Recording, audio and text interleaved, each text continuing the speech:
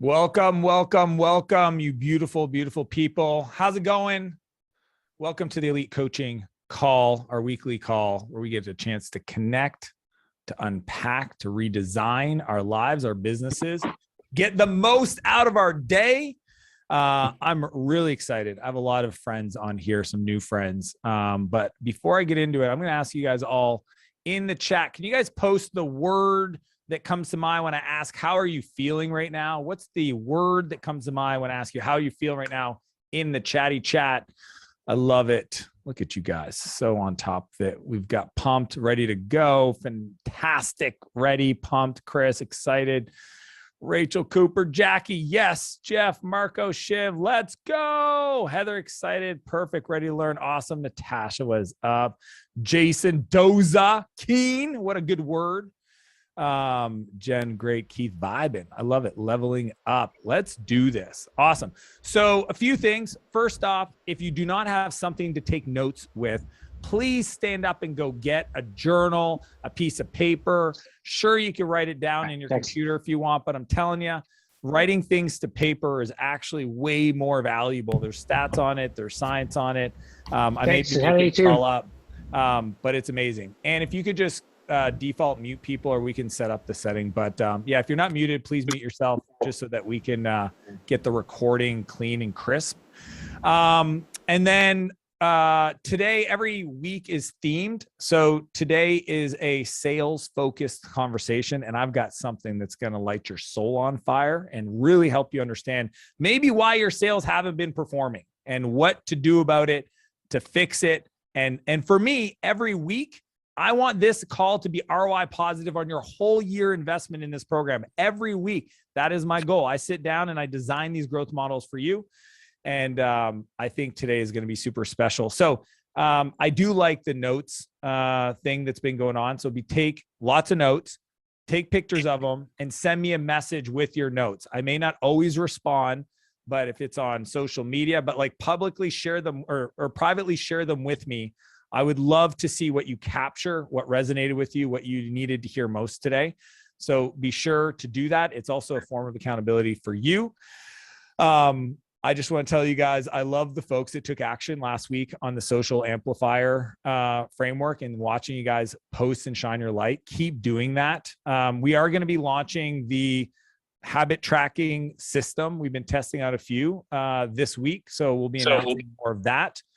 And then also still trying to figure out how we do the community part in a way that feels right. So Ann, Vive, and I have been working behind the scenes to figure that out, but it's coming and it's going to be awesome. And by all means, I've seen a few of you guys self collect inside the community area. Keep doing that. I love it. Adam, I saw you do that. Like, feel free if you guys want to buddy up, all you guys are in the community area, do that. But with it, it is up to you guys to self connect right now. And I love watching the social butterflies take that lead. And then what else? Oh, Empire Builder. So I did mention this in the last call, and I've had a bunch of you message. I think 4 of you have already registered for that event. There's a 2-day mastermind. It is invite only. It's only for clients for the most part. And there may be 1 or 2 spots open. It's in Kelowna. It's essentially for 7-figure plus earners. If you're not at 7 figures, don't apply. It's not going to make sense for you. And it's really designed for folks where I've got my coach coming in. I've got my best friends, guys that are at 10 million plus, multiple 8 figures. We're going to be unpacking the coaching side of things as it applies to AI. So I actually have some of the software folks in my world, my data scientists, my business partners. They're going to come in and unpack how is AI going to completely disrupt coaching and what to do about it. So if you are in that range of 7 figures plus, and you want to come spend 2 days with me in Kelowna, feel free to message me wherever or message Ann, and she'll get you the details. But it is a very high level event. So I don't want to hurt your feelings if the answer is no, because you're not at that level yet. But I just want to be clear about that. So that's the Empire Builder, end of June, I think 29th and 30th. And I think that is all the housekeeping for this week. Oh, referrals. If you've referred somebody to this program, can you just type Reco in the chat? And you know who you are, and you're incredible. And I just want to acknowledge you. If you've referred somebody to the Elite program, type. So Chris, thank you. Adam, thank you. Shiv, thank you. And there's more. Davidson, Natalie's here because of you. Thank you. Nihal, thank you. Sarah, you're incredible. I appreciate you guys so much. If you guys know of any other founders, coaches, consultants, agency owners that you think could get some value from this call, the weekly call, the coaching, the community, feel free to just email intro them to me, but tell them about it first. Like, I'm not going to do the heavy lifting. Like, reach out to them, see if they looking to work with a coach, need a coach, have problems that you think I can serve. And then just feel free to make the intro and I'll take it from there and see if they're a fit. Cool. With that, let's get into the model for the week, and then we'll get into some coaching conversations. So everybody open up your books, your journals, and write down sales flow audit, the sales flow audit. That's what we got for today. Cool. The way it works is the sales flow audit for me is not a sales process per se. It's more the areas that I look at when I work with founders one-on-one in their sales process. A lot of them in software, but I've helped a lot of my coaching friends. There's 4 things that I'm going to look at to understand if what they're doing today is scalable. So this works if you have a sales team that is already selling for you day to day. And it also works if you're doing primarily sales, or what I call founder-led sales. But there's 4 key areas that I'm going to look at that I want to encourage and invite you to consider. Okay. So the first one is, when I look at a sales process, people doing sales, the first thing I'm going to look at is, number 1 is opens. Okay. Opens, write that down. What are opens? It's essentially the amount of initiating sales conversations that people are having. Okay. I had a buddy of mine, Mark, he was a coach, and, he was struggling. I'm like, how many calls are you doing a week? He's like, 2. Well, that's why you're struggling. You're having 2 sales chats, conversation, email exchanges a week. Like, you're sitting back waiting for people to refer friends to you. You're not actively engaging. You're not driving your sales. You're not showing up every day with a sense of outcome that I want to have conversations with people to drive sales. And for me, it really looks like this. If you think of my philosophy, it's 5 a day. Okay. So just draw this out. 5 a day, 5 people a day. I'm going to ask them a question. Okay. 5 people a day. I'm going to ask them a question. And that question is designed to elicit a potential response that means that they might be open to working with me. Okay. 5 messages a day. This is homework. Some of you guys want the accountability, the non-negotiables. This will be on there. Every day you start, open, interact with 5 people that you potentially can serve. That is step 1. Whenever I'm looking at a sales process, a pipeline, I'm going, show me the amount of initiating conversations your sales team's having right now. Because if you don't have a top of funnel, then mid and bottom of funnel is not going to produce. So we start with the open. 5 messages. Okay. Write that one down. That's non-negotiable. 5 messages. We want to start conversations. The second area I'm going to look at is qualify. Okay. Type that down. Qualify. I had a friend of mine, Rachel. She ran an agency and she was having problems with her sales process. And I said, well, what's your win rates? And she goes, what's that? I said, I don't know, out of 10 conversations you have with somebody that said they were interested in working with you, how many people buy? And she goes, probably out of 10, maybe 1. And I was like, okay, first off, just so you guys know, the average you want to be at is 30 to 40%. If you're higher, put your prices up. If you're lower, listen to what I'm about to say. Rachel was doing 10 calls, 10, 30 minutes. Let's be honest. She was doing hour-long calls, 10 hours of calls to get 1 client, super inefficient. It's the reason why she was really struggling in her business. So my philosophy, okay, is no filter, no call. Meaning I don't do sales calls, period. All of you guys have joined this program with no conversations on the phone. I just don't do that. But even my sales companies I've built, unless there's a qualified potential buyer, okay, in the software world, we call that an MQL, okay, marketing qualified lead. We know what is required for them to be qualified to even get on a sales conversation. This is the diagram in my head that I think about when I think through that. We have a filter, we have you or your sales team. Okay, that's probably not a very good face. We have a filter, we have you, and there's a filter. Anybody coming in that wants to talk has to get qualified. And some of you guys are so scared of losing the opportunity that you don't want to qualify too hard, because what if they say no? That happens to me all the time. I'm like, hey, can I ask you a few questions? They're like, just send me the information. Nope, that's not how it works. I'm not going to send you anything because I don't even know if I can be helpful. Qualify, qualify, qualify. Rachel started qualifying those sales calls, referrals from friends, et cetera, over email, not on the phone. Look, you refer somebody to me, I'm going to qualify them. You don't get on phone calls unless you know you can be helped.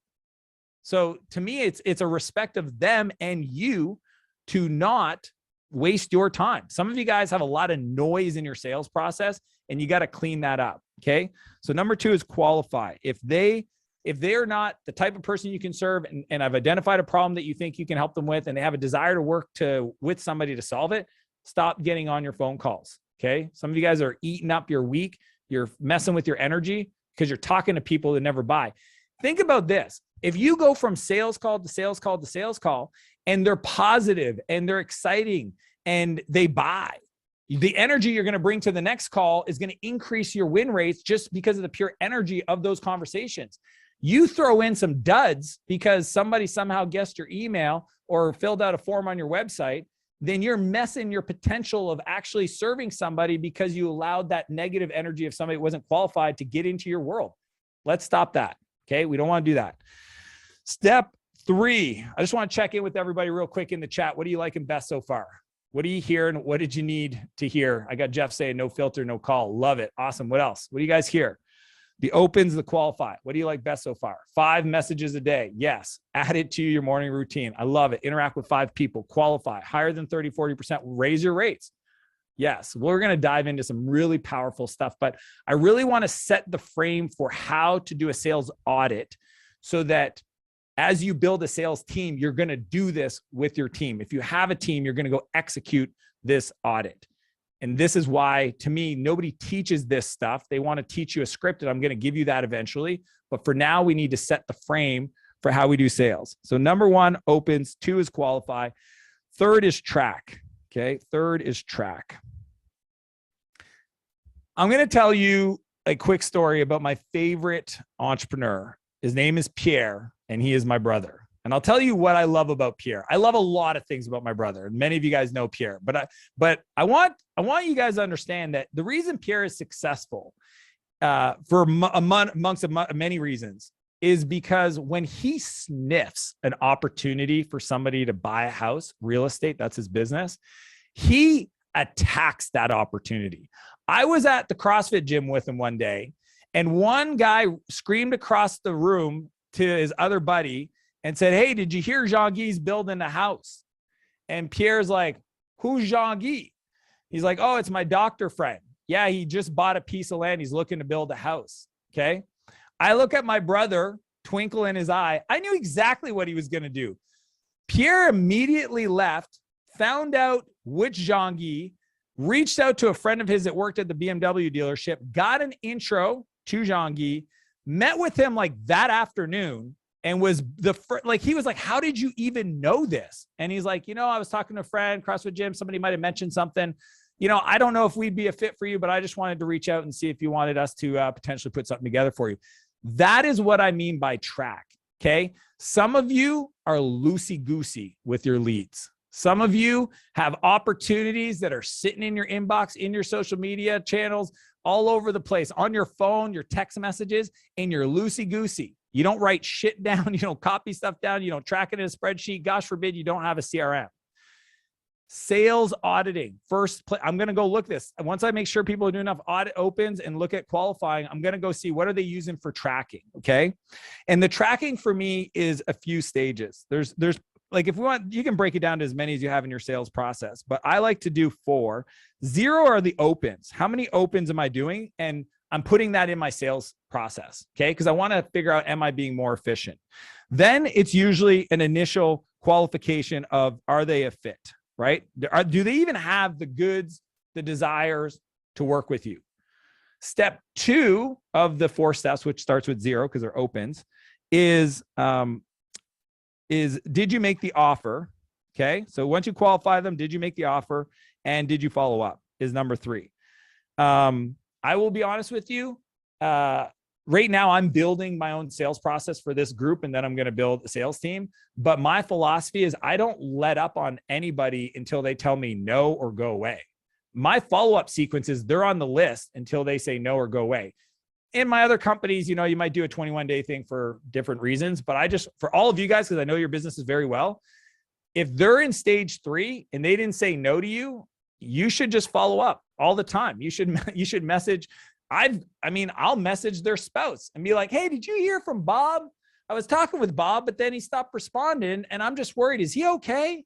And they're like, yeah, Bob's great. He's sitting right next to me. Hey, can you tell Bob that I'm just looking to finish the conversation we started the other day? Could you do that? Yeah, no problem. I'll let Bob know. Awesome. I hope you guys are picking up what I'm throwing down when I'm talking about sales. This is not a passive game of waiting for customers to show up. This is understanding the funnel and the stages of each prospect or potential client and moving them to the next step. Okay. And over time, I'm going to show you guys how I'm doing this on Instagram and social platforms and in email and CRMs. Okay. But I just want to set the frame and the principles. So that is the third area I look at to track. Make sure we have a CRM, make sure we're tracking, and there's stages in those funnels. The next one is script. Okay, is script. Now, there are a lot of schools of thought for sales script, okay? I have my own 9-box model I created. It's kind of become famous in the software space. It's called the Rocket Demo. I'll unpack it a little different for coaches and consultants and agency owners, predominantly for all of you guys. But eventually I'll unpack it. But here's the big thing that I want to encourage you to consider is a professional salesperson always follows the script. An amateur doesn't. I only train professional salespeople. I hope you guys get to a place where you feel that selling is one of the most beautiful art forms in the world. And your capacity and skill set to do that at the highest level is going to correlate directly to you serving the people you care about and bringing them into your world and having the impact that you want. Okay. So, when I say a professional always follows the script, it doesn't matter what happens, the person follows the script. I remember one time I was doing a bunch of outbound sales prospect calls for my clients. I essentially wanted to create a list of approved vendors. And I reached out to a lot of these agencies doing demand generation for software companies. And I went through their sales process and I couldn't believe how easy it was to detract the salesperson. I get on the call, first question I'd ask, how much is it? And they're like, oh, well, first, we need to figure out it, blah, blah, blah. I go, I get it, man. Hey, I'm a sales guy. I get it. I appreciate it. I love you want to follow the process, but I'm just curious, like plus or minus 10, 15 grand a month, plus 1 or 2%. What is it for you guys? I'm just curious. And I tell you, man, 90% of the time I'd get these salespeople to fall off their script. And if I was the CEO, I would have been pissed. You cannot, you will never get my team to do that. I would rather they hang up the call and say, you know what? I just don't think we can be helpful. Like, I would rather you say that to the person, take away the opportunity to work with you if they're not willing to go through the process as you say. Because I'll tell you what, I've had salespeople, or I've had people in a sales process get on a call with me, text me, hey man, heard you're doing this thing, want to join, send me the link, I'm in. And I'm like, really? And they're like, yeah, I talked to Bob. Bob told me all about it. Bob's a client. Cool, I'm in. Like, send me the link. And I was like, all right. And I sent them the link. And then they started asking questions. They ghosted me and they never ended up signing up. And I was so mad at myself. I was like, you sneaky little frigger. You got me. I knew better. I'm a professional. And they got me off my flow. And I will tell you, you will never, ever, ever catch me do that again. And I've never done it with any one of you guys. Doesn't matter what you say to me. I got some questions. Cool if I ask, hey man, just send me the details. That's not how it works. I need to figure out if I can. So whatever your flow is, your script, I need you to make a commitment to yourself for the service of the person you want to serve, for them. Do it for them. Do not let them circumvent your process for enrolling them into what you do. Don't let them jig-jag you around. Don't let them pull you here. I already talked to somebody. I already know how it works. Don't slow it down, own the frame, and walk them through it. Because I will tell you, they will say whatever they want to say, and you won't be able to serve if you don't create what's called the gap. Okay. And if you want a great book on this is Spin Selling. I'm going to share my framework in future weeks on how I do it. But if you want to get going and get better at sales scripting today, Spin Selling's got some really good methodologies. But the key is just always follow it. Like on my iPad, I have every strategic session I've ever done when I was doing sales for SaaS Academy written down. I prided myself on having the PDF, opening it up, writing the person's name down, and following the process every time. I will not disserve my potential person, my client that I could help by doing that. So that is what I always audit. When it comes to the sales flow audit, I'm always looking at how many audits or opens are being done, right? Is there enough opens being done? Do they have a clear qualifying process? Meaning that if there's 1,000 people standing in front of you and you had to say, these are the 3 things that are true about my best clients, and you asked, hey, if you have this, this, and this, step forward, those people would step forward. That's what qualifying means, okay? Do they have a business? Are they doing X amount of revenue? Do they have a certain type of pain, typically, or some of the high-level qualifications? Tracking things so that you manage and follow up and make sure you're diligent about that. The fortunes are made in the follow-up. Write that down. Fortunes are made in the follow-up, okay? You can triple your revenue from this call if you just figure out how to track every sales opportunity all the way to completion. And then script. This is another one that can double your sales if you just always honor your script and your flow and you never let somebody deviate you from that process. Now, I want to give you guys a bonus. This is the biggest one, and we could talk about this for weeks, okay? The biggest thing underlying all of this is the level of certainty that you have on your conversations or your chats or whatever it is. Certainty, okay? Here's the rule. When 2 people come together to make a decision, the person who has the most certainty in the outcome will win. So some of you have offers that you're not proud of, and I can feel it, or your customers can feel it in the way you describe it. You don't have certainty around it. So what I would encourage you to do is figure out, when is the moment that you had the most certainty around what you were doing, okay? What was true about that day? What was true about that moment? What did you do 5 minutes before that conversation? What did you do? Okay, this is literally how I coach my sales team. Okay, I say, when was the last time you had certainty around your ability to serve a potential prospect? And they describe it. And I go, whatever you did that day, that morning, right before the call, add that back to what you're doing today. That routine or ritual needs to be there. You know, I just posted on Instagram. One of the things I make my sales guys do is push-ups. When they're like, you know, I'm not in the zone, I'm like, get down and do push-ups. The pump cures all. Like there's nothing like the physicality of feeling your heart going, your energy's up, you feel strong, your muscles are tense, to then get on a call and lean back and have a conversation about how you can serve, okay? Because it creates certainty. So if you do not have certainty before your call, go reset, go figure it out. Breath work, push-ups, read a book. Like sales calls to me, they're not moments to wing it. You don't wing it. You show up and you do it. So homework for all of you guys, okay? I got 2 pieces of homework. Number 1 is I want you guys to start tracking, okay? So you need to start tracking the opens. Homework, 5 opens per day. Okay. You guys want to be serious. You guys want to execute at the level I execute. Just do that. 5 opens a day. It could be simple as direct messages, LinkedIn messages, requests, whatever it is, 5 a day. And 2, I want you to track all prospects and opportunities. You can use a spreadsheet if you want. You can use anything, a CRM. Don't get fancy. I don't care. I just care that you track. Cool. So with that, I'm going to ask everybody to leave a comment in the chat and let me know what resonated the most. The one thing you need to hear most based on this growth model in the chat. I want to hear from all of you. Post your answers. Where's your opportunity? Certainty. Awesome, Natasha. Appreciate it. Colin, fortunes are in the follow-up. Yes. Oh, you guys are awesome. Look at this. The most certain one wins. Yeah, person with the most certainty. It's all about certainty. Cooper, great. Can you give us examples of where and how to start opens? You guys ask those in the Q&A when we get into it. Jen, don't wing it. Track everything. Sales is not a passive game. No, it's a full contact sport, and I love it. Professionals love it. Show up. Adam, John, because every new client's an opportunity to change a life. I hope you guys understand that. Blake, 30-40% higher prices. Yes. Chris, a professional always follows a script. Amateurs don't. Amateurs don't do a lot of stuff I just shared. Sarah, Fortunes, you guys are awesome. Nihal, John, keep posting your takeaways with that. If you have a question for me, some coaching required, just click the reactions tab below, raise your hand, and we'll start working through them. Sweet. Appreciate you guys.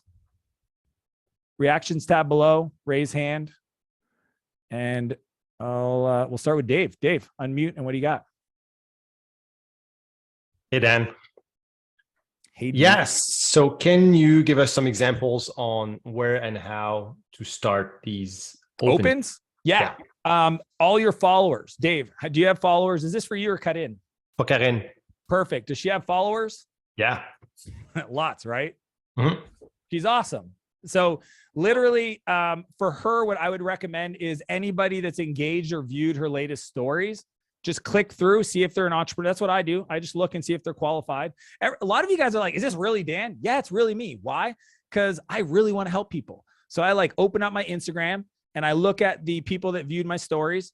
So those are the best ones, right? Because these are people that watch you every day. It's why I started with, encouraging you guys all to do 3 posts a day and just message them. But the key is the question you ask them, right? So you might just start and just say, hey, just want to thank you for engaging in my content. You might just send that to 100 people. And then a lot of people reply, hey man, no, thank you. Geez, cut in. Thanks for messaging me. I love you. How long have you been following my stuff? Honestly, I've been following you for 7 years. Oh, that's amazing. I noticed you have a business. How long have you been doing the business? So you just think about how you would have that conversation at a dinner table. And then eventually you might ask a question like, have you ever worked with A? Have you ever considered this? Right. And that's how you start with the opens. Does that help, Dave? Yep. 100%. Cool. That's how we do it. Everybody give them some love. We do little fingers out, stretch them, shake them. Love it. You guys are great. Great question, Dave. Next, we got Mike Brown from downtown. Mike Brown. What's up, dude? Yeah, I mean, I was on the same thing. Like you know my offer. I'm trying to fill a retreat about wealth. So I just got like I can go back and forth a little bit about like asking about what they're investing in, but what's the hook question of like, hey, yeah, have you considered, Yeah, I would say, and the cool part is you can workshop it with people in this group. So like after the call, go in the Mighty community and just post the question there. And all of you guys, Mike's one of the best wealth management thinkers out there. So if you guys are like creating a bunch of cash and like are worried that you don't want to invest it in the wrong ways, or you're like, what's the portfolio structure? That's Mike. That's what he does better than anybody else in the world. So what I would ask is, I would ask a question that would elicit a pain, right? So like, do you have a family trust set up? Right? Or like you would know best, like what's the thing, but you wouldn't go there first because it's kind of like asking a girl to marry on a first date. Like, right. Don't get too hot, too heavy. Right. So I would just say, just always start by like thanking them, especially if they're following you on social media. Yeah. And then following up with like, and maybe it's something, sometimes my favorite opens are like topical, like right now, like maybe, I know that Trump, there's some tax laws. A lot of my wealthy friends have private jets and they're changing the way they can write those off. So like you could ask a question that's relevant to a now thing where they may not be aware. And then you could use that to inform them and then say, do you work with a family office or do you have like a private wealth manager or bank or whatever it is? And they'll be like, no, or I do. And it's like, well, do you like them? Cause like, I fucking hate my wealth. I shouldn't say that. I gotta be careful. I don't hate them, but like my private banker is like not that great, but I'm just saying my private banker, I have a great family wealth team, but yeah. So like you can just keep asking. I think the thing, Mike, is do a lot of them and you're going to figure out the flow for you and just write it down. That's the script part. So the one thing about me, if you've read my book, it's like I do it and then I record it. So I have camcorder method recordings of me doing stuff. And then I've given it to my team now to start with open. So all the opens happening right now in my socials are not me anymore. I did them for a week, got a good pattern, documented it, sent it over to Jay on my team. He's now doing 100 a day. And that's creating a lot of opportunity. Cool. Thanks. Does that help? Yeah, man. For Mike, everybody's giving some love. Mike Brown, it's good to see you on here, man. Next up, we got Chris. Hey, Dan, thanks so much. Having a blast. This is more of a mindset question versus sales. personally kind of struggling when knowing a routine or a discipline is no longer serving me. You say sometimes our routines can become our prisons. Sometimes our superpowers can become our Achilles heel. I'm very disciplined with my work routine. I've had a 2,300% increase in personal take home in the last 5 years. Love it. I love the take home focus. Everybody should be focused on the money you get to keep, not the money you make at the top line. So I love that. So I guess the question is, how do I know when to make the shift because something isn't serving me versus maybe I'm just being a little bitch about it? I'm currently struggling with this feeling of letting my team down if I'm not working their hours. We've scaled 100% for the last 3 years, year over year. So we have a ton of momentum and traction going. And I'm worried that if I change my routine, this is going to stop the momentum. We have an in-office setup. They work 9 to 5. I feel guilty if I'm not here 9 to 5. And I guess I just need some help maybe reframing this and giving myself permission to implement what I would consider my perfect week.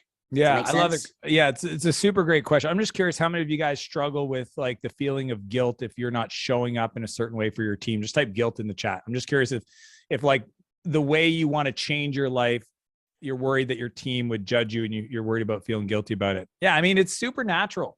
So here's the way I think about it is if my intentions are that I need to create some space from physically going into my office to then allow me to work on vision and strategy to grow the business, then the key is to communicate that to your team.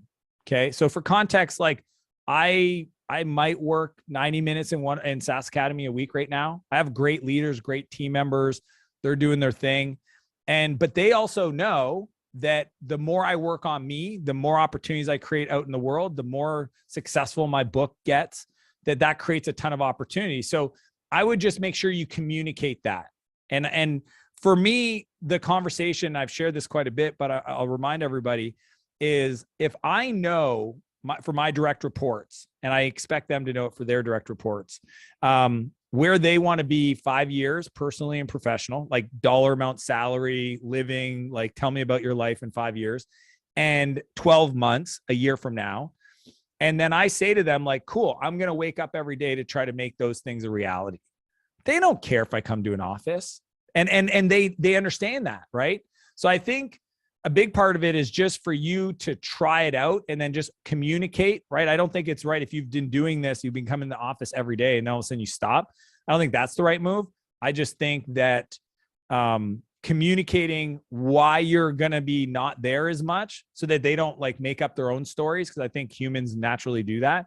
So instead of them making up a story, like tell them the story and then make sure you reinforce that through your social medias and other stuff. But I think you're going to discover that you not being there could be a huge unlock if you communicate things right. Because like I've seen this over and over with my very high level clients. They think they have to be on a product meeting. They think they have to be on a sales meeting. They have to be on a marketing meeting. And as soon as they pull themselves away and then hold a higher standard to their executive team to get results, that actually transformed the business a lot more than their presence on a call, because CEOs have this energy that other people feel. And sometimes they need the space to not feel that fear or like that oversight to then do some of their best creative work. So big thing, Chris, is just try it. And I'm not going to tell you what to do, but you should really do it. I got Cool. it. Consider it done. Thanks, Dan. Awesome. Great question. Chris, everybody, let's give her some love. Let's do it. Awesome. Eleanor. All right. So here's the question that I have. So I'm pretty good at looking at conversions on offers made. But my question is, what conversions look like from an opens perspective? So do you look at that at all in terms of you're doing these reach outs, you're doing your 5 a day, or your team is doing 100 a day? Any guidance on what you're kind of looking to create in terms of opportunities that could lead to making an offer? Yeah, because that's love where it. I get a little stuck around that. Yeah. So here's the thing, Eleanor, is the number is minimum 5 a day, right? Yeah. And if you have a big audience like you do, then you can ramp it up. But the key is you don't want to waste your shots on goal, and you don't want to waste your team's time. So The key is like, I think figuring out a flow where you can start a conversation and within 2 or 3 questions, get them to a place where you can then talk about the potential solution you have to offer. I would say if I'm not getting at least 1 out of 5, at least 1 out of 10 of those opens, those cold opens to an opportunity that's an MQL, a marketing qualified lead or potential, then I got to qualify better on the opens. Okay. Because the team definitely goes through and they look at their profile. If the person's private, they have 3 followers, whatever, they don't message them. But if it's like they have an audience, they're an entrepreneur, they're a coach or an agency, they're whatever, those are the higher quality. So the concept works the same for the top of funnel opens as it does for qualifying them to even get on a phone call. So, but my general rule is like 1 out of 5, worst case 1 out of 10. And if I'm not getting 1 out of 10 out of 100, then I'm going to have to rethink how I'm doing the opens. And then how would you kind of define an MQL for this kind of process at this, like what has to happen for this person to be an MQL? They have to be like, who's your perfect customer? Mine? Yeah. Yeah. So it's a woman entrepreneur running a service business at around 100K. So that literally is an MQL. So do you have a service business? Yes. Are you a female? Cool. Are you guys at 100K yet? No. Okay, that's cool. Here's a bunch of free stuff. When you get there, let me know because I have a way to move faster. Oh, so it's very direct. Yeah. Once you get that permission, you get to that rapport. I mean, I'm pretty sure I had the same chat with you, right? Yep. Yeah. So okay. Literally pattern match what I did with you guys. Like it's fun for me because you guys got to understand, like the thing that I love about this group is I get to demonstrate through my actions what I'm teaching you all. And you guys are going to see in real time as this thing unfolds, how I scale it. And I'm going to show you guys. It's like the most coolest thing in the world for me is I want you guys all to be at 7-8 figures. And I'm going to model the behavior because I've done it several times. But yeah, you just build the rapport. It's like, oh, that's an amazing business. How long have you been doing it for? Blah, blah, blah. Do you have any co-founders? No, it's just me. Oh, sometimes that's really tough. Have you been able to like get past those dark moments? Well, I've got, this friend and I read books. It's like, oh, cool. Have you ever worked with somebody in like this? Like, no, it's like, well, I have a thing that might be able to help you. And here's some of the results we've gotten for people. Would you like to learn more? Yeah, that sounds interesting. Cool. Okay, cool. If I ask you some questions. Yeah. Does this sound familiar, Eleanor? It does. Perfect. It does. Yes. This is how we do it. So I think what I'm going to ask everybody to do, because certain people kind of fall into 2 camps. So the folks that just take action, right? Like my buddy, Mike Brown, he's just going to go do this right now. He probably already chatted 5 people when we were sitting here. And there's others that potentially will think about it to make sure they get it right. Don't think about it. Just go do it. Like literally after this call, if you have time in your calendar, just go start and know that you won't get it right away. And that is part of the process, but do not stop. And eventually you'll figure it out. But we need to do it to get feedback and not just think about it in theory. I'm not a fan of theory. That's why I get results from my private coaching clients, because a lot of people come to me with hypothesis or some concepts of things. And I'm like, no, we do. And then we look at the data to figure out where we're going to adjust. But I don't do well with like talking about what we could do or could happen. I want you to go open up 100 chats and then we can talk about how to fix it if there's a problem. Is that cool? Eleanor dropped off. I do not see her anymore. Sorry, I'm here. Oh, there you are. That was very cool. That was okay. Very awesome. For Eleanor, everybody, let's give her some love. That's how we do it. Real quick check-in in the chat. What's resonated the most with you so far in our Q&A coaching? What do you like best? Keep posting it in the chat. Like I got it there and I see it and it just helps me calibrate seeing all your faces and what's resonating with each one of you guys. So how simple the process is. Sarah, awesome. All of it. Thanks, Colin. John, how to open. Cool. Cooper, get to the point. Yeah. MQL, perfect client. Yeah. You guys are awesome. And I'm going to say things that you guys will want to go deeper on the internet, Google to try to get the mechanics of it. Feel free to do that. Write them down. Okay. My whole thing on these calls is principles and beliefs. Okay. Everybody out there is going to teach you how to wire your pixels and Facebook ads and all that stuff. I want to be on here and work with you on the beliefs around ads and investing in marketing and really getting hardcore ROI from stuff. And like, what's the mindset? What's the principles? That's what this group is about. Okay. So feel free to use the internet to get the how-to. We're going to go deep on the person and the situation so you guys get what you need. Doza and Benny, you guys are up next. Woo! Thanks, Dan. Yeah, our first call. So, and we're fucking loving it. It's amazing. You've read our minds. We're just like starting our chat process right now, and you sort of answered half of it just then when you went through some questions with Eleanor. But like, what's the framework or the process that you've landed on? You know, for your chat scripts. I'd love to hear it. Yeah, I mean, at a high level, and again, I'm going to dive in the model in the future. It's kind of like three parts. The first part is, build rapport and see if there's a need or an opportunity, right? Then the third part, and so we talked a lot about that, kind of how to open and go back and forth. The third part is to what's called stretching the gap, okay? Because every person is a current reality, and then there's a future state or a place they want to arrive, okay? So like this is every problem in the world has like, I'm here, I want to achieve this thing. It's at the top of this mountain. And to the degree that you can anchor the person in their current reality, and there's very advanced techniques I can't get into right now, but I'm talking about like real emotions. Okay. What's different about my sales training that is why I'm able to build multiple 8-figure coaching companies is because I train my sales team on asking questions that emotionally anchor the prospect in their current reality, and then try to elicit a belief, because most people won't buy from you for two reasons. One, they don't believe that it'll work for them, or they don't believe they'll do the work. Okay. And in the future, we'll talk about how to overcome those, but that belief of that future state. And then, so where you're at today is an emotional anchor. The future state is what they desire. And then the third step, and this is why you have to stretch the gap to the degree you can do that at a 10 out of 10 level, creates the opportunity for the third level, which is the vehicle, which is your offer, right? So if you can stretch a gap of a desire and a belief, then when you present your vehicle to make that journey with you to climb that mountain, because that's what it is. There's 100 different vehicles for the problem that you can solve.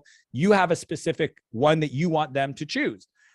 And if you do that right, then how you present that offer, again, we'll talk about this in the future, will make it almost like you're taking orders from people. Like the better you get at this, by the time you get to that point, they're ready. They're like, and like many of you guys did, I'm just like, here's the link, register, you guys signed up, and now we get to work together. So that's at a high level. The way you want to think about it is ask them questions to define where they're at, ask them questions for where they want to be, talk about what's getting in the way, right? And then make an offer that maps to the things that's getting in the way, but don't rush it, because they need to feel like they can trust you and trust themselves to do the work. Amazing. Awesome. I'll give you a chance to shift some beliefs. At the moment, we're thinking of doing a chat to a qualifying call. Should we just like a triage? Yeah. Should we just go for the kill on the chat? Here's the deal. If you don't do sales calls well, and that's a skill, like a triage call is a great skill, discovery call, whatever you want to call it. At scale, you can then decide, you know what, I'm going to do that step in chat because I don't want to fill out my calendar with a bunch of triage calls. Yeah. So sales processes at scale is always map it all out and figure out, how do I reduce the cycle times in between each step? Okay. So a cycle time, that's why I like chat, is because it's asynchronous and I can do 100 at a time. Whereas if I have to like qualify you on a call, then I got to schedule a call. It's probably in 3 days. My cycle time for the overall sales process is way faster on chat. Now, again, if you want to do that because you want to learn how to do a great discovery call, go for it. But yeah, your belief, people do this over chat all the time. They overdo it over email. You guys are all examples of it, right? You can just go 50-50. You could say half of them I'm going to do chat, half of them I'm going to do call. I'm going to see if I enjoyed these calls. And maybe you're like, I really hate doing these calls because I'm talking to people that aren't ready to buy. I'm going to transition to more chats and then just do the sales call with people that are qualified. We're really strong on the sales call. We just need more triages. And we're not doing any chats at the moment. Well, there's a huge opportunity. I'm assuming you have followers on LinkedIn, Twitter, Instagram.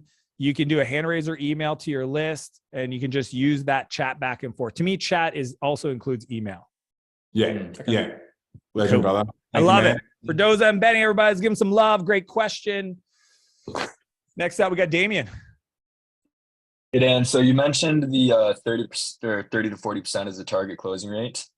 We've been recently like raising our prices, and we're still at the like 60 to 70%.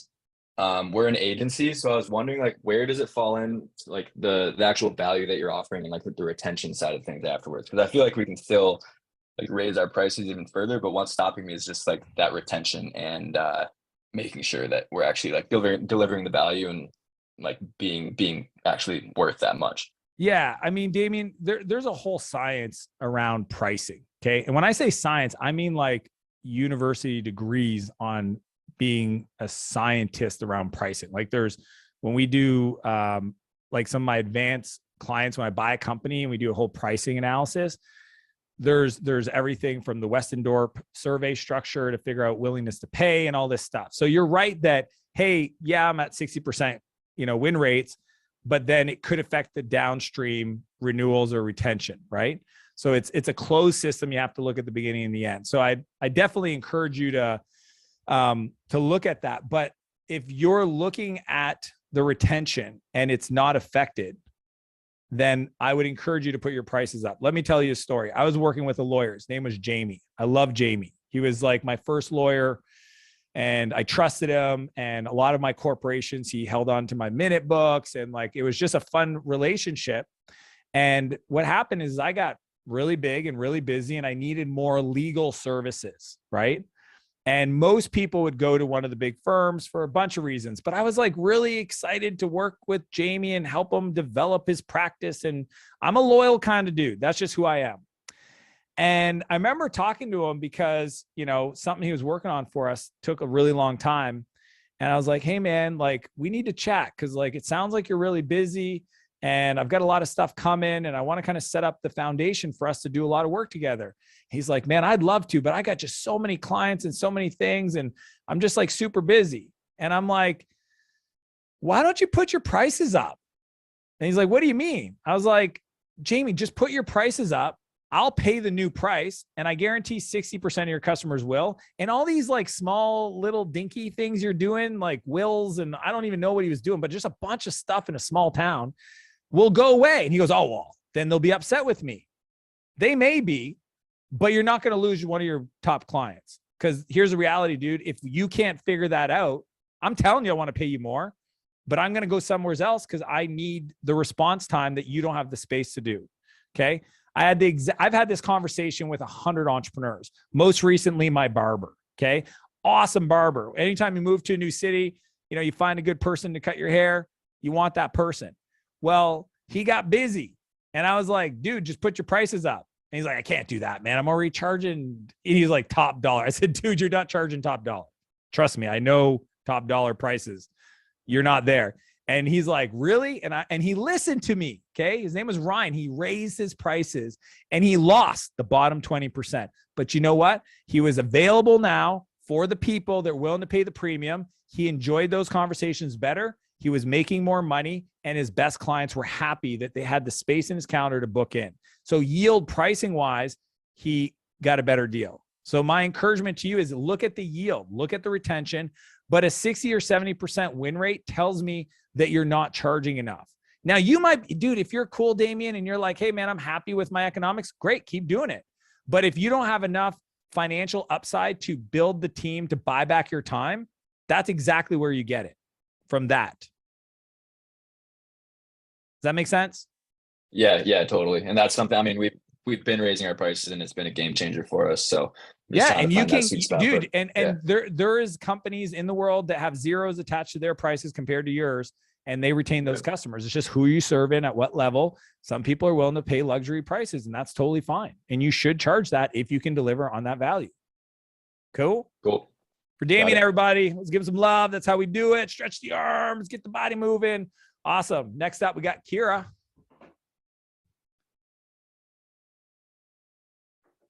Kira, you're muted. Oops. Hey, Dan, how are you? I'm doing incredible. How you doing? Good. So this is a bit of a different question on a sales call. So I've been killing it on my sales calls, and I've just come up with something that I haven't dealt with in literally years. So I closed somebody last night, paid in full, And then they emailed this morning and said they don't want to start and they want a refund. And so it was interesting because there was an objection on the call, and it was, I'm going to think about it and get back to you tomorrow. So I asked her straight out, what was stopping her, and it was exactly what you said. I'm afraid I'm not going to do it. So we talked about, commitment, and then, paying in full, etc. It's why I have small coaching containers so that people are actually held accountable. In any case, so she came back and sent a message to my VA this morning that, I'm actually not going to book my call because I'm not going to go in. And so I would love to hear how you would deal with that. Like I have a bit of a sales background because I owned 2 franchises. And one of the rules was, somebody couldn't cancel, with any of, if I had one of my clinics and somebody decided they wanted to cancel, they had to speak to me, right? So they had to speak to the manager or go through me. But this is something that so rarely happens to me. But I know that, when you're kind of in momentum with sales and you're doing really good at it, this is going to happen more frequently. 100%. Here's the mindset, Kira, because somebody on this call, a good friend of mine, recently reached out and we had a similar conversation, right? And this is kind of the philosophy that I've landed on around this. First off, anytime somebody decides to cancel, charge back, not pursue, ask for a refund, whatever, call in the guarantee, I always first look at myself and ask myself, how did I contribute to this situation, right? And I'm just throwing out some of the thoughts, and you can feel free to pick up what resonates or what doesn't. But I do that because I want to first understand where in this process could I have upgraded or improved that conversation. And typically when I've had that happen to me, it's because, my co-founder Ethan, and when I built Flowtown, previous company, he used to call me Sell Martel. Like I can sell because I love people, I love serving, and I'm very certain that if you get in this, sphere, I'm going to be able to add a tremendous amount of value to your life, which means sometimes people say yes because they don't even know what else to say. They're like, and they say yes. So because of that, in the past, what I've done, I call it the post-close objection handler, is after I get a yes, I then do a double check, right? So I'll say something like, this is when I've done sales calls. I'll say, like, Kira, super excited to be working for you. Appreciate your commitment. Really honored that you trust us to move this forward. But I just got to check in, right? And this is after I've gotten a credit card payment and everything. I just want to see, minus a global financial meltdown and, due to North Korea, right? I used to make fun of these things. And then I realized some of these shit started happening, which is hilarious, right? I'd be like, global pandemic. It's like, oh shit. So now I don't, so minus some crazy thing outside of your control that affects us all. Is there any reason, Kira, that you would maybe not decide to move forward working together? And so because I want to do that on the call. I want to slow it down. I want to check in, right? And then after they go, no, I'm committed. This is awesome. I'm like, perfect. All right, here's what's going to happen. And then I walk them through what's going to happen. You may do this before you get payment or whatever, but I just kind of double confirm. I said, here's what's going to happen. You're going to get a message from my EA. Then she's going to schedule this. And then this is going to happen. And over the next 2 months, we're going to get some incredible results for you. And if at any point you feel hesitant or something is on your heart, or you have a conversation with somebody that makes you think twice about this, could you do me the honor and just picking up the phone and calling me or texting me? You have my cell number. Can you just text me if that comes up? And they're like, yeah, I can do that. Perfect. Once I started doing that, those went away, because essentially if they cancel, they're breaking a commitment they made with themselves. And most humans have a hard time doing that. Okay. So I just want you guys to know, this is very advanced level sales stuff. Kira, have you ever heard anybody teaching this kind of stuff like that? No, I've never done that, and I haven't heard that. Yeah, this is tens of millions in revenue, and me selling. I love to sell because, and then when you coach your sales team, these are the kind of things that are going to come up, right? So this is very advanced sales training. Don't worry if you're not doing it today, but I love this question. And then the other part of it, so one, how did I contribute to this situation? The other part is, also understanding this thing called the law of large numbers. Large numbers means if there's 100 people you serve, one person is going to be crazy. And if that's kind of the range of where you're at, 1 out of 100, 1 out of 200, then I would also make sure that you don't internalize too much that it's something you did. I wouldn't correct anything too much. I would add the kind of post-close objection handling. But I also realize that people are in pain. People, have things going on in their world, and I'll never understand it. And I would love to serve them, but I don't think too much of it. That being said, and I will do this, if somebody's unethical, okay, I also use it as a moment to express that externally, not by calling them out by name. Okay. So I will not be like, Chris Pieta, and then call them out. I'm not going to do that, but I will tell the story. Okay. So it's kind of like a private public hanging in my community amongst my team. I will share the story of the person so that we all understand what the rules of engagements are and the values that we value and the character traits and the behaviors that are unacceptable. Okay. So I also take advantage. And if I don't have a community, let's say it's one-on-one, then you can just use it for content. And it's beautiful content, right? Where you're like, hey, I just got to talk about making commitments to yourself. Because, and give some time to pass, right? You don't want to do it the day of when you're super in your emotions. But over time, maybe in a month, you write it down as a thing you want to share and just be like, you know what? I did a call a month ago, and we go out of our way to make sure that it's the right fit and da-da-da-da. And I just want to encourage everybody to consider something, that when you make a commitment, your word is bond. And if you want to be successful in your health, in your business, in your relationships, then you got to ask yourself, does my word mean anything? Right? So you can create social media content around the objections or behaviors that you don't like, because that'll actually push those people away so that they don't come into your world. But if they come into your world, they also know what the rules of engagement are for working with you. So it actually takes a thing that might have been a negative and uses it as a positive. And that's the two ways I look at it. Does that help? Yeah, I think that's awesome. I love it. For Kira, everybody, Brilliant. Great question. Thanks. And she is a killer salesperson. If you guys want to learn her black magic, just reach out to her. Chris, you're up next. Hey, Dan. First off, pumped to be here. Super excited to be among all these amazing entrepreneurs. So my company teaches photographers and videographers how to land clients, scale their business, stuff like that. And all of my current customers are coming from social media marketing. So from my YouTube channel, Instagram, email marketing, feeding them into a funnel. And it's all organic content. So I have like an audience of 100,000 now. And this company is relatively new. It's 4 or 5 months. I'm just wondering, when is the right time to build out a sales team for this company? I have a lot of sales experience from my photography business. So I know how to do outbound sales, all that stuff. My question is, when is the right time to add in outbound sales into this current business? Because we're projected to do about 150 this year. And I'm just wondering when the right time is to branch into another channel other than the social media organic content. Cool. So what I hear you asking is, you've got this business, you want to add a sales function, an outbound sales function. You're just curious, like timing based on characteristics of the business. Right. Yeah. Cool. If you've considered or are curious about timing to build a sales function, just type timing in the chat. I'm just curious how many of you guys are considering this. Just type timing in the chat. Awesome. Eleanor, Stephanie, Jeff, Natalie. Perfect. I love it. John, sweet. Sarah. It's a beautiful question, Chris.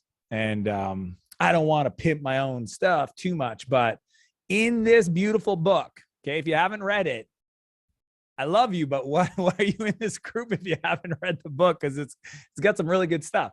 I teach this framework called the replacement ladder.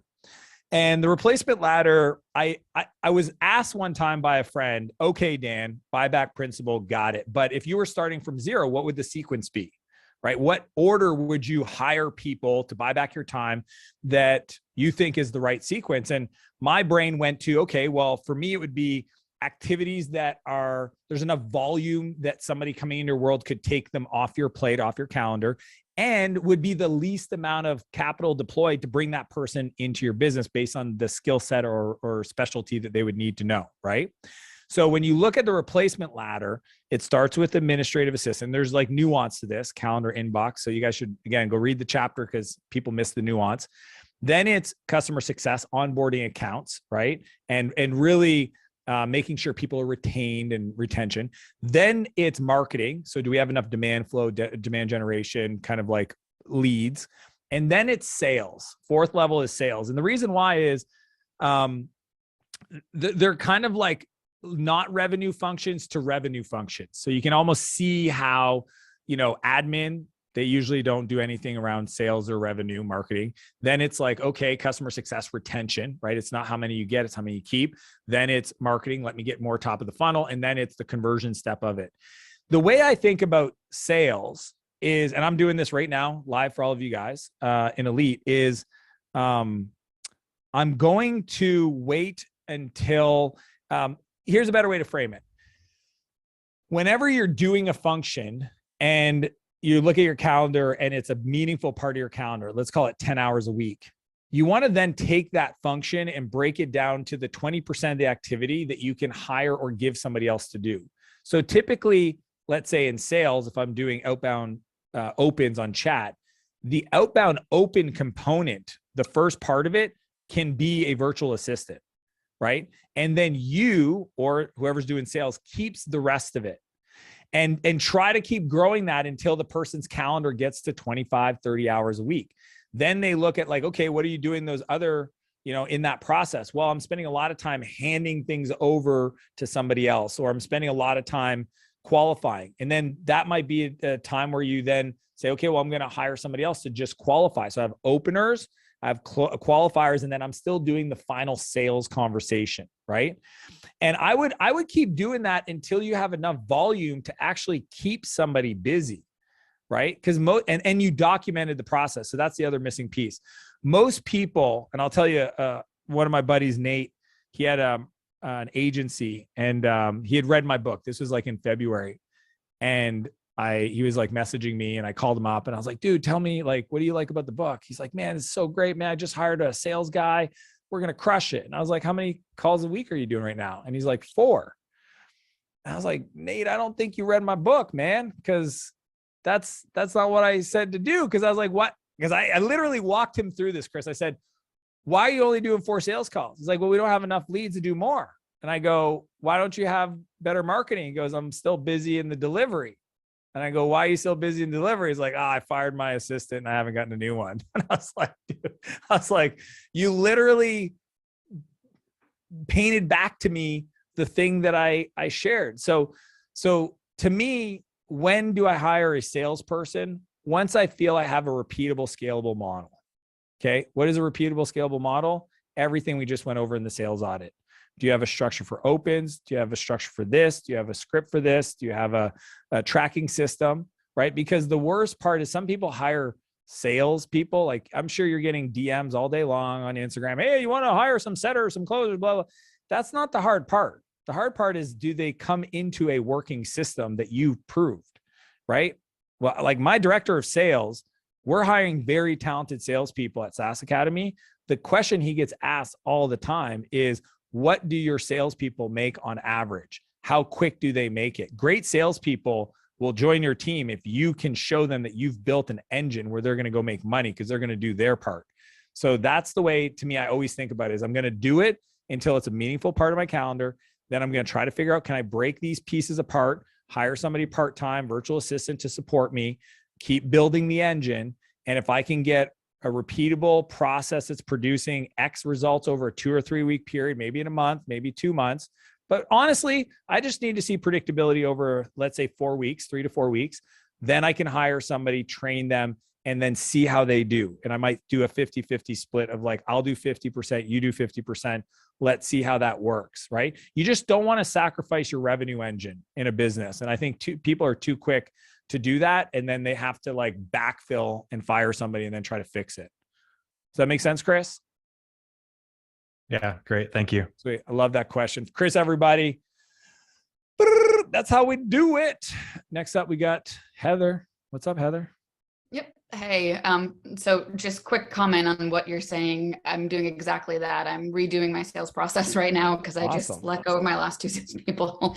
But my question today is about churn. So we've kind of suddenly found ourselves with a big churn problem.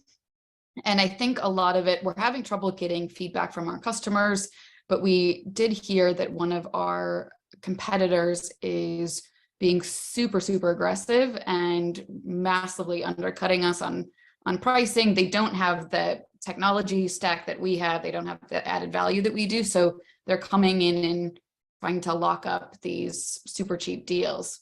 But I'm just curious what advice you have, because we've got a hole in the bucket and we've got to patch it up quick. Yeah. I had a good friend of mine in the property management space, and this happened to him where, he'd been in the business probably a decade and he had a ton of clients, probably, I don't know, 3,000 doors, like pretty meaningful property management business. And a new person, super hungry, small team, less overhead, came in and just was like aggressive. It was almost like they got his customer list and then aggressively started pulling and reaching out to his customers and saying, we'll do it for 75% of what you're paying now. And we'll add on lawn care, whatever it is, like super aggressive. Right. And he called me up. What's happening. Yeah. Yeah. And he called me up in the same conversations, like, what do I do? And I was, and I don't know, again, I share stories so that you can see potential pieces that are going to relate to you. Right. But it's happened to me, but I'd rather tell you somebody else's story because it's in a different industry. But what I told him is I said, how well do you know your customers? He's like, what do you mean? I go, like, your customer pays for vendors right now. If I said to your customers to name their top 3 vendors, is your name going to be on the top 3? And he's like, probably not. I was like, okay, that's the problem you have to solve.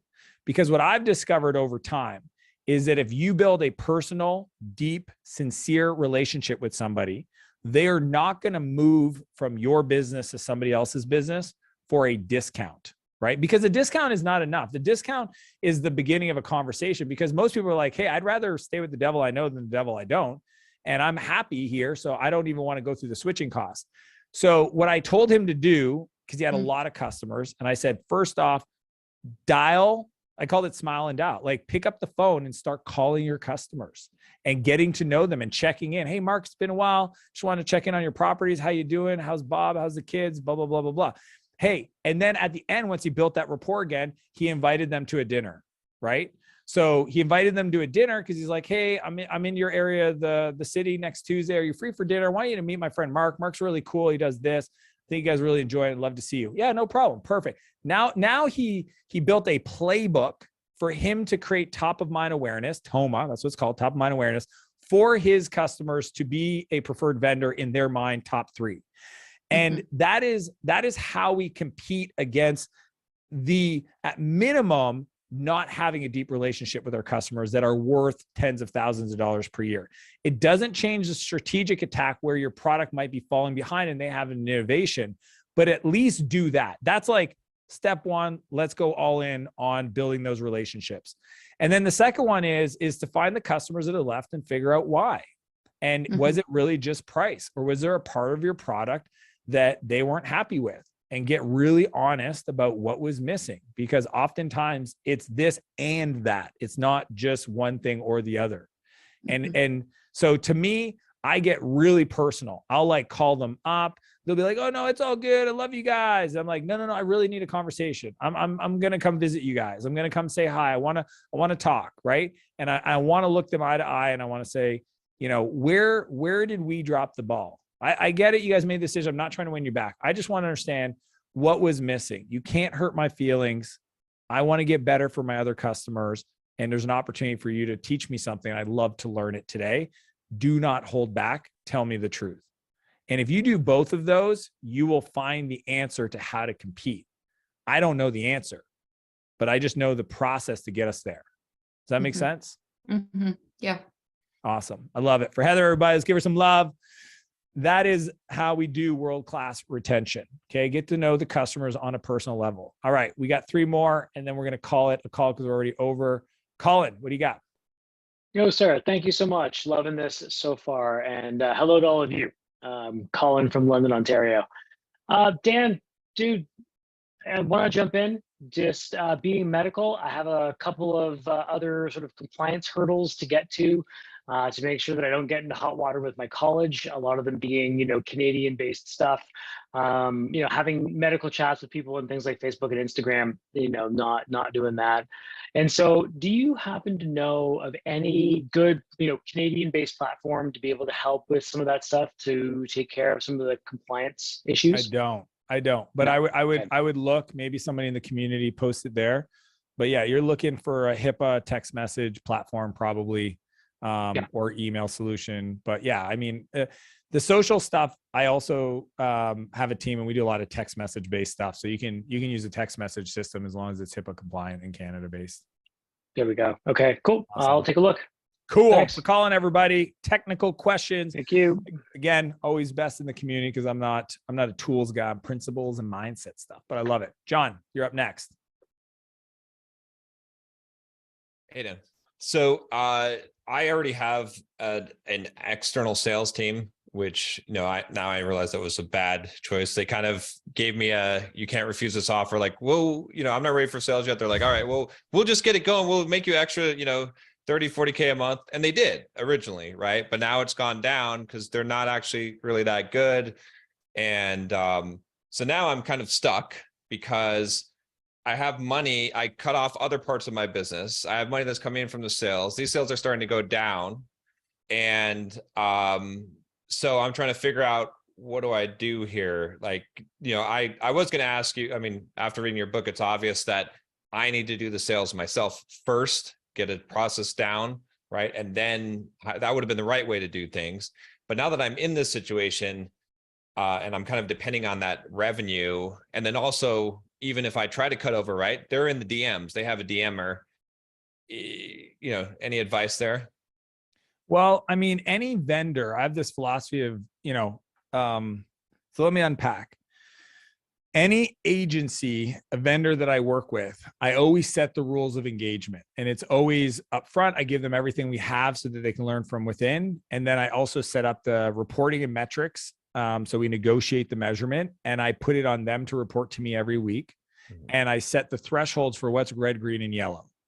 So you might have to reset expectations for what's appropriate for you. But then the third part of this is I'm also going to negotiate a sequence, or I'm going to negotiate a rhythm for inspecting what I expect. Okay, write that down. We want to inspect what we expect, and also to train them and or get them to tell me how they're training them. Because this is what happens oftentimes with agencies, right? Demand gen, chat people is, they get you as a client, they give their best people to you, those best people get results, and then those best people go on to the next new client to get them the results, and then all of a sudden you get the B team, and worst case you get a C team. And like literally it's happened to me so many times. I had to build this kind of like anti-agency game system where they can't do that to me.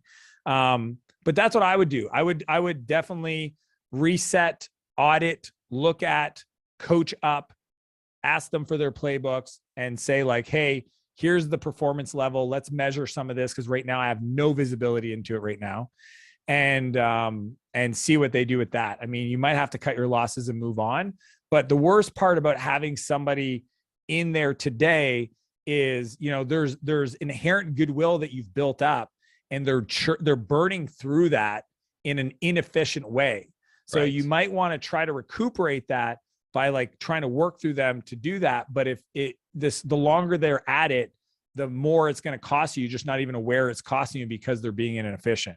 Does that make sense? Yeah. And that's kind of the situation. Like I already have metrics that I have created for them. They report on those metrics and whatnot. And it's just come to a point where I really think I could do it a lot better.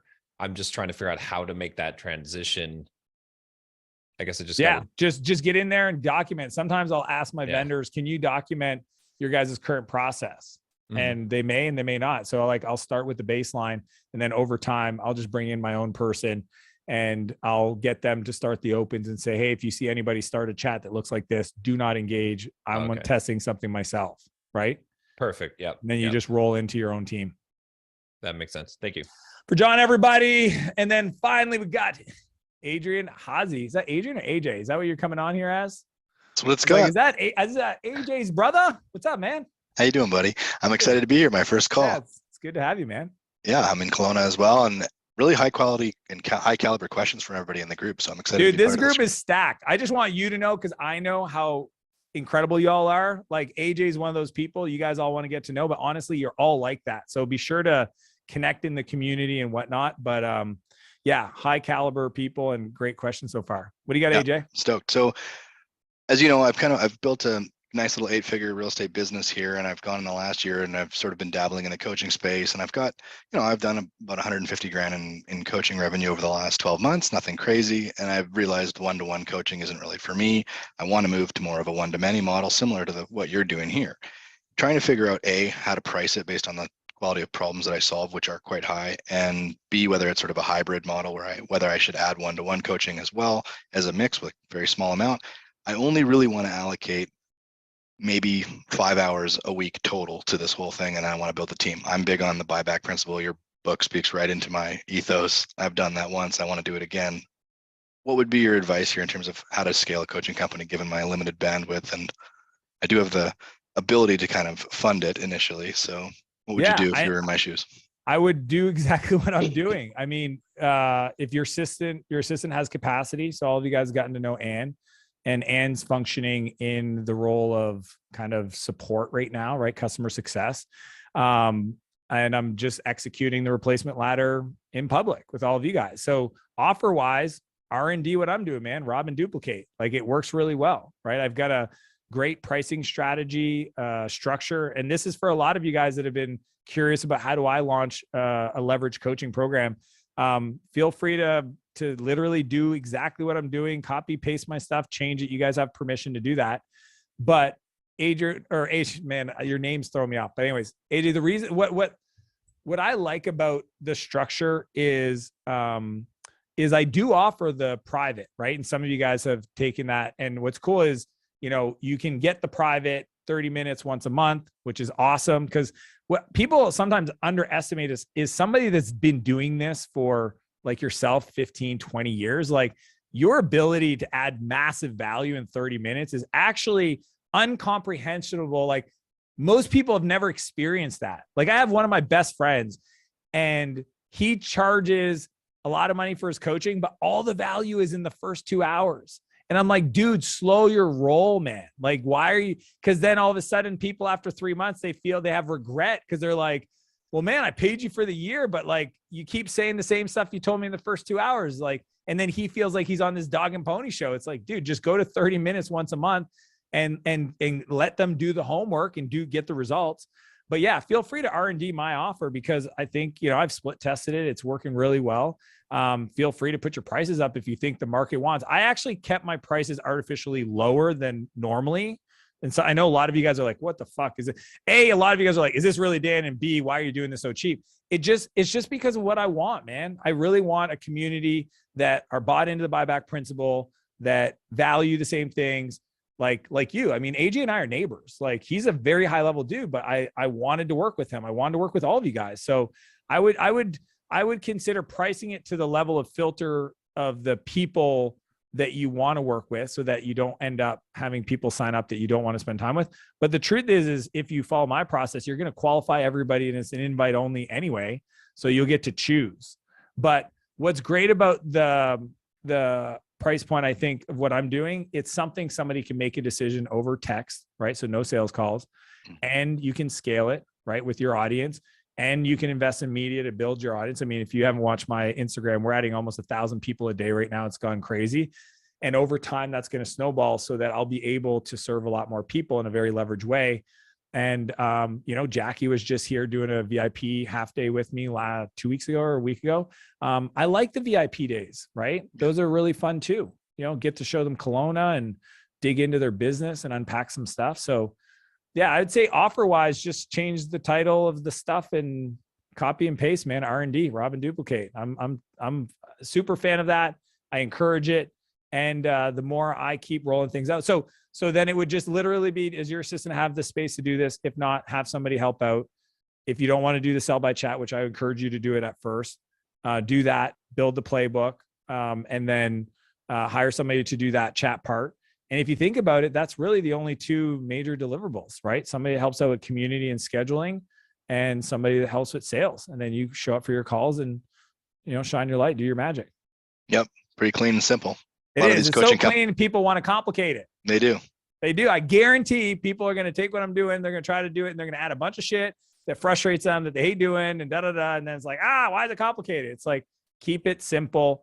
Because I want to just share this with everybody. The biggest risk to your business is not Facebook ads or Instagram or whatever. It's literally you deciding one day that you don't like doing it anymore. So I would encourage you to design a business that when you fast forward 10, 20 years, that you would continue to love to do it.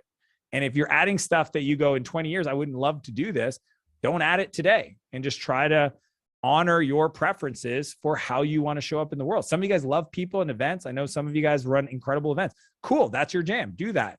Others, maybe it's different, but I've just seen a lot of coaches and consultants and agency owners add stuff for whatever reason to be competitive, to be differentiated, that long-term, it usually becomes a thing that stops making it fun. And that's the biggest risk to business owners.